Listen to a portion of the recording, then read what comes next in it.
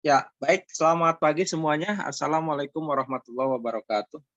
Waalaikumsalam Waalaikumsalam warahmatullahi warahmatullahi wabarakatuh. wabarakatuh. Baik, pada hari kedua training ini kita akan membahas tentang materi review tentang DHCP klien dulu ya.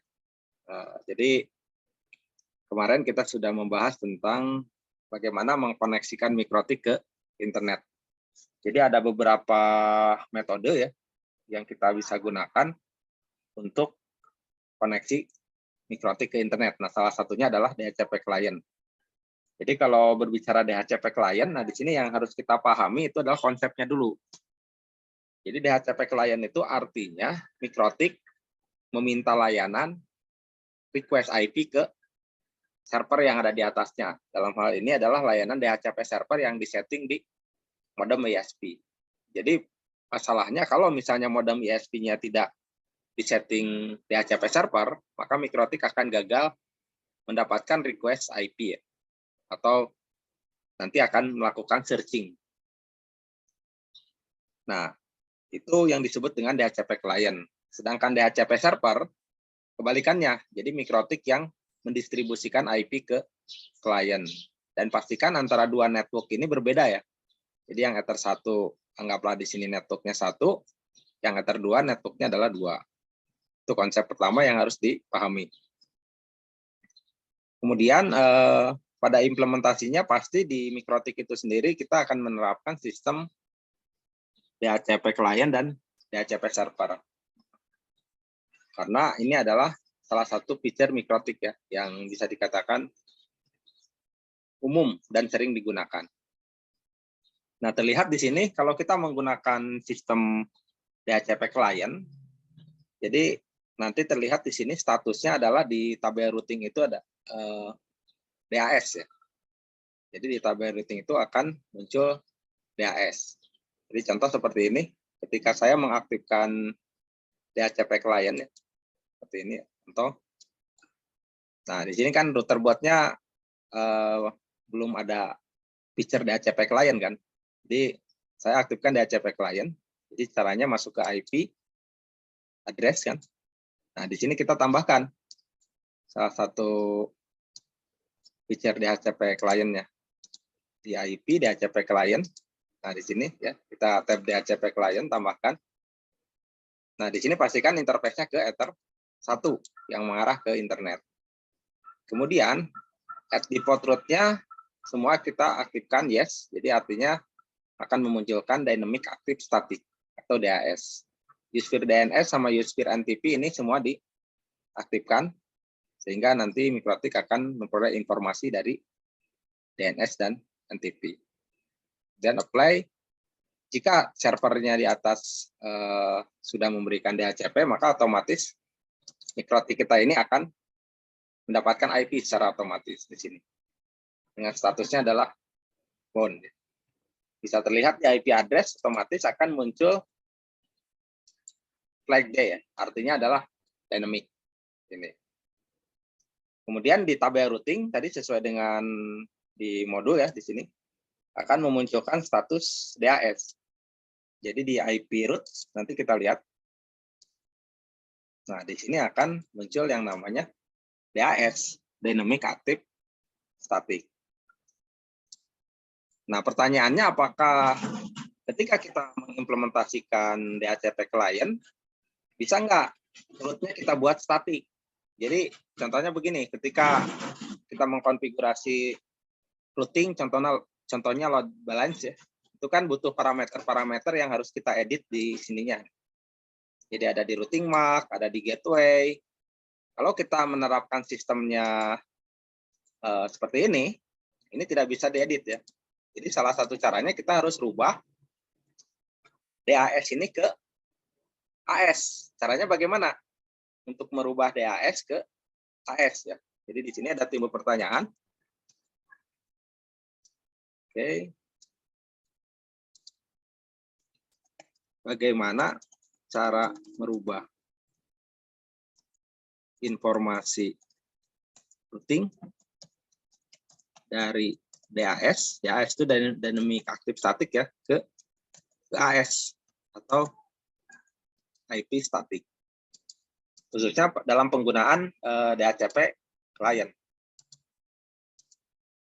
Nah, sini ya. Caranya adalah kita bisa, jadi DHS ini kita rubah jadi statik. Jadi masuk lagi ke IP DHCP klien. Sini. Nah, di sini kan kita terlihat ya bahwa add default root-nya yes. Nah, ini kita aktifkan no ya. Jadi nanti kita akan buat tabel routing sendiri.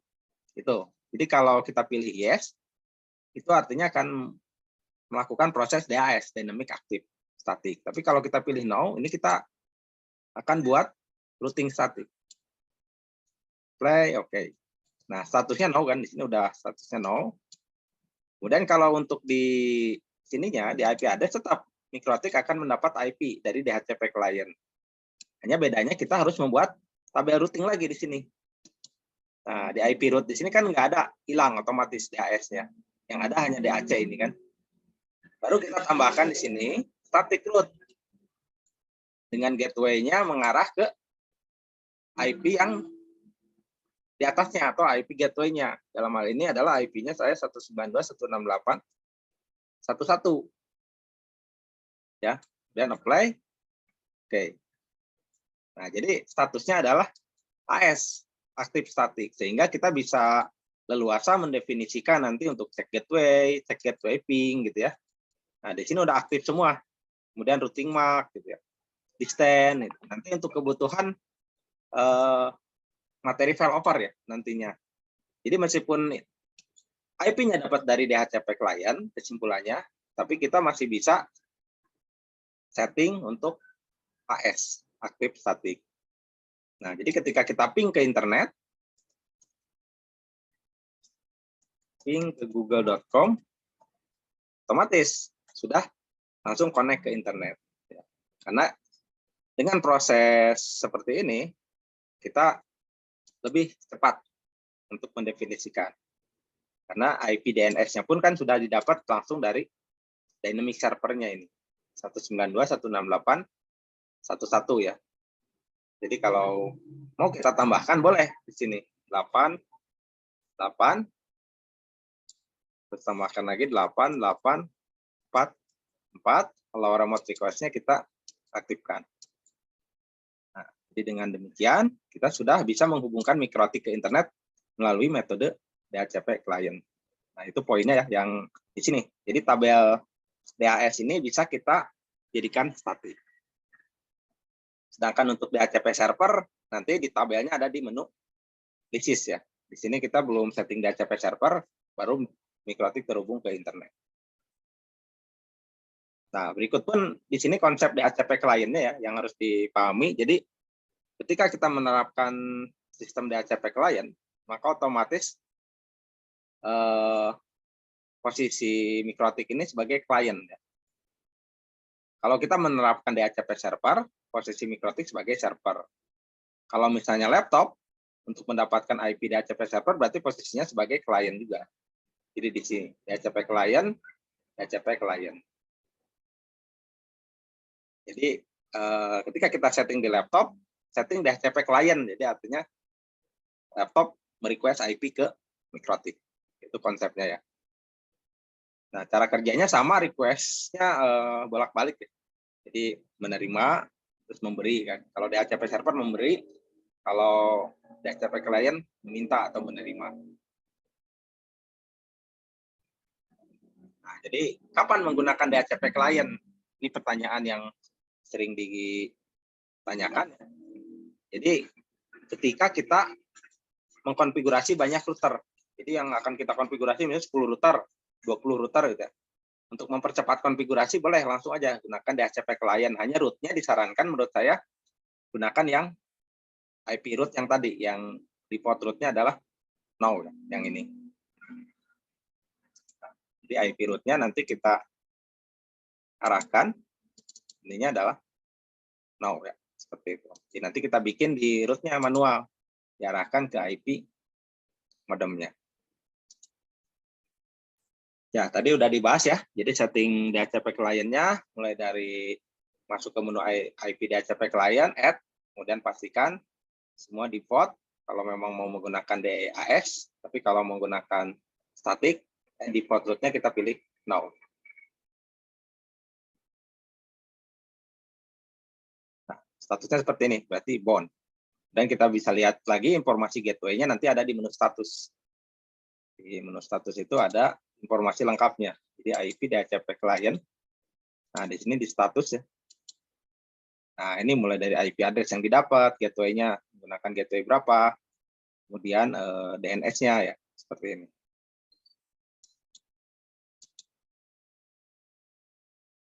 Nah, kita juga udah kita cek ya. Jadi nanti kalau menggunakan yang default root-nya yes, berarti DAS, Dynamic Active Static. Nah, jadi kalau untuk yang lainnya bisa kita aktifkan seperti ini.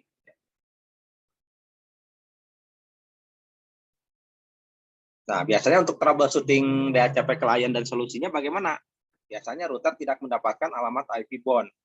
Cek, pastikan jaringan atau perangkat di atas mikrotik telah diaktifkan layanan DHCP server, itu yang utama. Kalau di atasnya sudah DHCP server, terus turun masih belum, berarti cek di interface ether satunya. Bisa pengkabelannya yang kurang bagus ya, atau bisa juga portnya rusak ya. Biasanya port mikrotik rusak atau tidak dilihat dari lampu indikator. Kalau lampu indikatornya off, berarti itu ada kemungkinan di hardware masalahnya ya. Nah, jadi kesimpulannya, ketika kita menggunakan DHCP, pastikan gunakanlah feature 2 tadi, yaitu DHCP client dan DHCP server. Karena manfaatnya sangat membantu kita dalam mengkonfigurasi secara cepat. Nah, jadi ada 3 hal yang kita pangkas ya dalam setting dengan DHCP client ini. Pertama, tidak perlu mendefinisikan IP address yang ke WAN-nya. Jadi di sini tidak perlu lagi kita mendefinisikan IP address ya. Nah, di sini tidak perlu ke WAN ya. Jadi yang terpenting nanti tinggal ke lokal saja gitu. Itu yang poin pertama. Dan yang kedua, tidak perlu mendefinisikan DNS karena sudah otomatis juga. Dan yang ketiga, tidak perlu membuat default root kalau menggunakan default root yang yes. Proses lebih cepat karena semua dilakukan otomatis oleh feature DHCP client. Ya, jadi kurang lebih seperti itu review tentang materi DHCP client. Jadi nanti untuk rekan-rekan silakan bisa menggunakan metode yang default root atau DHCP client, itu silakan. Sekian review tentang DHCP client.